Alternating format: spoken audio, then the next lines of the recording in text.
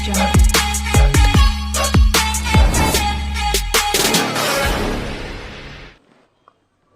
Shri Krishna, Radhe Radhe. Indian भक्ति and culture channel में आप सभी बहनों का स्वागत है। आप और आपका परिवार कुशल मंगल रहे, भगवान से प्रार्थना करती हूँ।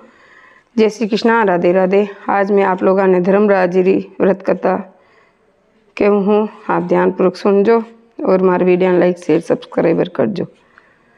जय श्री कृष्णा। आप लोगों हाथ जोड़न मारी रिक्वेस्ट है कि आप लोग मारे वीडियो ने लाइक शेयर और सब्सक्राइबर ज़रूर करजो भाई, ठीक है। आप चैनल पर नए हो तो सब्सक्राइबर ज़रूर करना, ताकि मुझे भी मोटिवेशन मिलता है, मैंने मतलब कि और सपोर्ट मिले आप लोगों तो मेरे और अच्छा वीडियो बनाऊँ रो मन करे। जय श्री कृष्ण। श्री गुरु पद वंदन करूँ मैं, श्री हरे चरण चित धार, धर्मराज की शुभ कथा कहूँ आज विस्तार। प्राणी को फल देते जो पाप पुण्य अनुसार, उनकी कथा अनुपम ये शुभ मंगल हो परिवार। एक समय निमिषण तीर्थ में सोनिया के 88,000 ऋषिगण इकट्ठे होकर सबकी भलाई के लिए विचार करते कि सुत्ती जी महाराज ने वहाँ पधारे। सुत्ती जी महाराज को आते देखकर सारे ऋषिगण आदर से उठ खड़े हुए, तो उन्हें बड़ी चमत्कार के साथ लाकर सबसे ऊंचे आसन पर बैठाया। इसके बजाय उनसे कई प्रकार की जन कल्याण की बातें पूछने। सोनक ऋषि बोले, हे सुत्ती जी महाराज, कृपा करके आज हमें धर्मराज की कथा साथ ही उसका विधि विधान और महात्म्य भी कहिए, बताइए कि इस कथा को कहने सुनने से क्या लाभ मिलता है। ये सुनकर सुत्ती जी बोले, ऋषियों, आपने जो जन कल्याण की भावना से ये बात मुझसे पूछी वे कलयुग में बहुत ही फलदायी है। इसको संक्षेप से मैं कह रहा हूँ, आप लोग से कहता हूँ। हे ऋषियों, सतयुग की बीत जाने पर जतरेते युग प्रारंभ नाम का विशाल नगर था, जहाँ भ्रुवान नाम का एक राजा राज्य करता था। वहाँ बड़ा ही दयालु प्रजापालक परोपकारी गोब्राह्मण की सेवा करने वाला था। एक बार वह मन में आखेट करने गया तो उसने एक ऐसा हिरण देखा जैसा पहले कभी भी नहीं देखा। राजा ने ऐसे सुंदर मनोहरी मृग को मारना उचित नहीं समझा और बिना शिकार किए हुए कुछ सोचते हुए वापस घर लौट पड़ा। मार्ग में उसे एक ब्राह्मण कन्या मिली जो ईश्वर की आराधना में लीन थी। उसी देखकर राजा रुक गया, उसे पूछने लगा, हे कन्या, तू किस प्रकार अकेली क्यों है, मन में आराधना कर रही है। वह तो बोली कि मैं राजन सुयोग व्रत तथा सुख की प्राप्ति के लिए कर रही हूँ। राजा ने उसे मनोरथ जानकर ईश्वरीय प्रेरणा से हरिदास नाम के एक महाविद्वान के साथ उसका विवाह करवा दिया और खूब धन क्षमता देकर विदा किया। वह विप्र कन्या गुणवती ऐसे विद्वान पति को पाकर आनंदपूर्वक रहने लगी। हरिदास ने भी गुणवती प्राय सभी देवताओं को भक्ति आराधना के मार्ग बताए, पर एक धर्मराज की आराधना में भक्ति का मार्ग नहीं बताया। संपूर्ण आयु सुख वृद्ध होकर गुणवती प्राण छूटे तब धर्मराज ने उनके प्राणों को धर्मराज के सम्मुख लगे। गुणवती ने वहां देखकर धर्मराज की पूरी सर्व धातुओं से प्रकोठे से गिरी हुई हैं और उसके चारों ओर ऊंची ऊंची अटलें और बड़े बड़े दरवाजे बने हुए हैं, जिसे पूर्व दरवाजे में सोने की, उत्तर में दरवाजे की हीरे पन्नों की तथा पश्चिम के दरवाजे में चांदी की तथा दक्षिण के दरवाजे पर सर्व धातु की निशानियां हैं। उसे देख गुणवती बड़े ही कष्ट निशानी पर चढ़कर धर्मराज के पूर्व में प्रवेश किया। उसने अत्यंत मनोहर धर्मराज के मंदिर और वहाँ के विशाल ठाट बाट को देखा। उसके बाद दूत उसे धर्मराज के सम्मुख ले गए, जो एक विशाल रत्न जड़ित सिंहासन पर विराजमान थे, जहाँ बैठकर वे प्राणियों का लेखा जोखा ले रहे थे।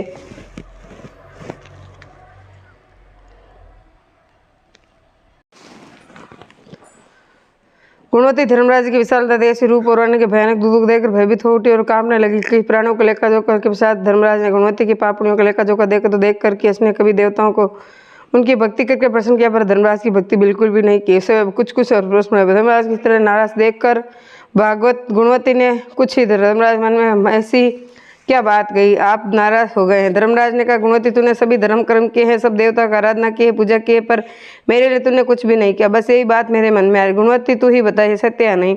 ये सुनकर गुणवती ने कहा, भगवान, मैं आपकी भक्ति आराधना का ढंग नहीं जानती, इसलिए नहीं कर सकी। तो यदि आप मुझे पर प्रसन्न हैं, जीवन दान दे और अपनी भक्ति का मार्ग बताने की कृपा करें तो मैं वह कर रहा हूँ। यह सुनकर धर्मराज बोले, गुणवती, मैं अपनी भक्ति तथा पूजा विधि विधान बताऊँ।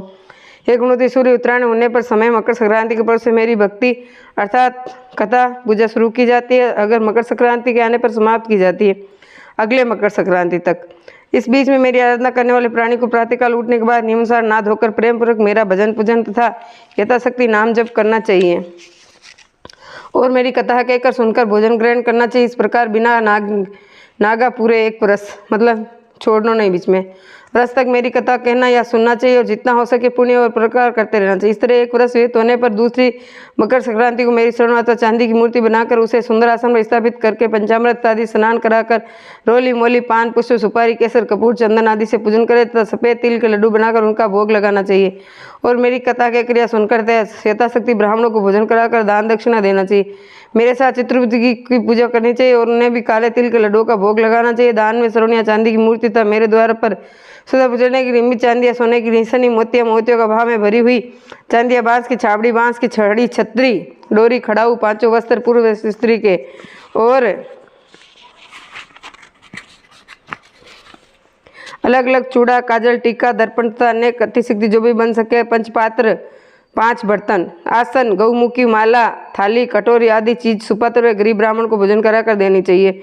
इसके सिवाय बन सके तो धर्मराज के निमित्त अवश्य तथा कपिला गऊ और चित्रगुप्त जी के निमित्त काली गाय का दान करे तथा धर्मराज के निमित्त आसन, सिंहासन, आभूषण आदि भी दान करे। यदि संभव हो तो गौदान करने वाली गायों के सोने की सिंह, चांदी की कुर, तांबे की बीट बनाकर दान में दे। हे गुणवती दान जो मैंने बताया, जिनकी शक्ति उनसे अधिक दे सकने तो अधिक देवें, तथा जिनकी शक्ति कम देने की हो यथाशक्ति दे। विधान बता के धर्मराज जी अपने दूतों से कहा, दूतों इस गुणवती के प्राणों को वापस मृत्युलोक को ले जाओ।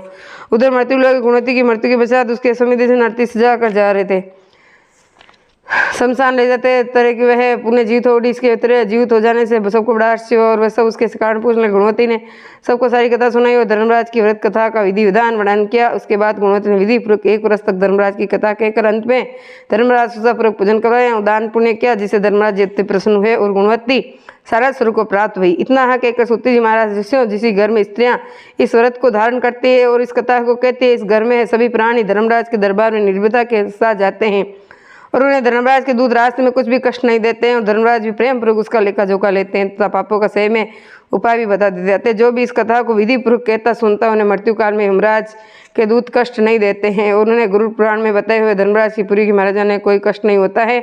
इसी तरह प्राणी ही बैकुंठ को प्राप्त हो जाता है, इसमें कोई संदेह नहीं है। धर्मराज जी महाराज की जय हो। धर्मराज की ये कथा पढ़े सुन चित लाई, दोनों लोग आनंद मिले, सुख संपत्ति बहु पाए। कथा विचन होती है, भीतर के पट खोल, एक बार सब सुनने वाले धर्मराज की जय बोल। बोले श्री धर्मराज जी महाराज की जय हो।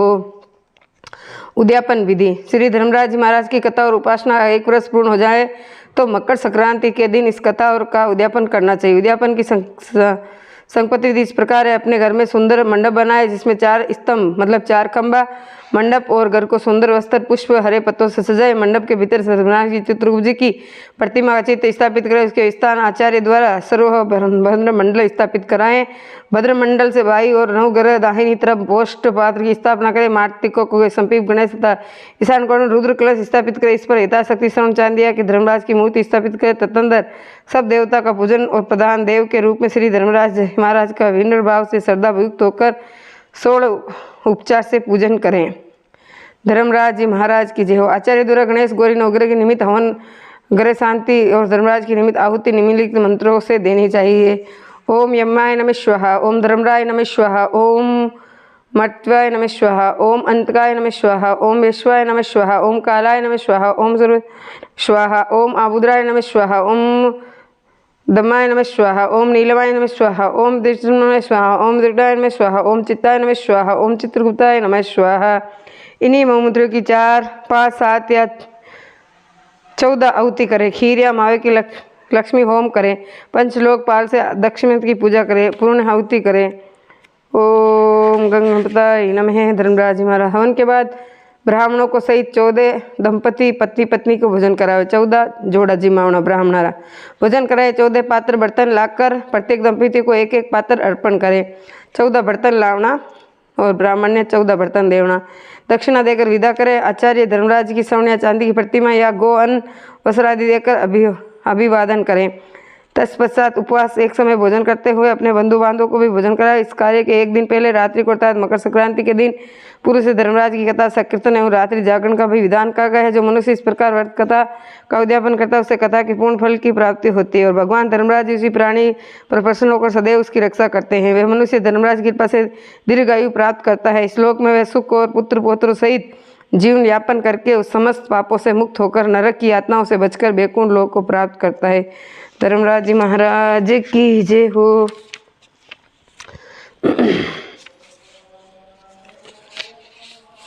धर्मराज जी महाराज की जय हो। धर्मराज जी महाराज की जय हो। धर्मराज जी महाराज की जय हो। जय हो जय हो जय हो जय हो। धर्मराज जी महाराज की जय हो। धर्मराज जी महाराज की जय हो।